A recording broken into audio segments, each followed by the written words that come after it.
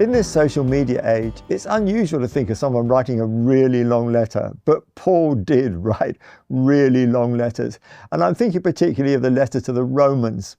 Now, he wrote this letter from Corinth after he'd had an amazing time in Ephesus, then travelled up the coast, visited Macedonia, and come down to Corinth again.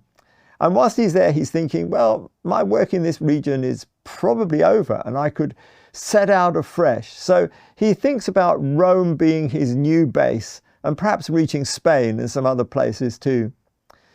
But this letter is interesting because in some ways he's setting out, he's like, my theological position is this, so that you know who I am and then you can get behind my ministry. But even when he's doing that, there are moments which just absolutely light up.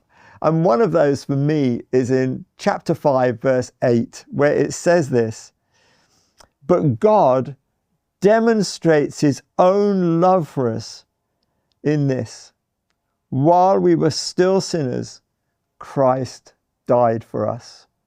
Isn't that incredible? It's such a tight little sentence, but it contains so much. While we were yet sinners, Christ died for us.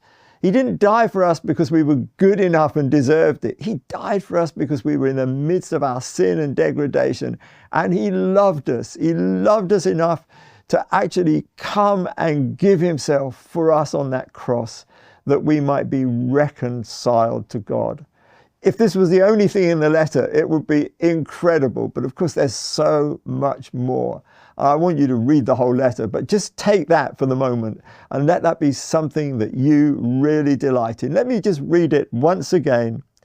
"But God demonstrates his own love for us in this: while we were still sinners, Christ died for us."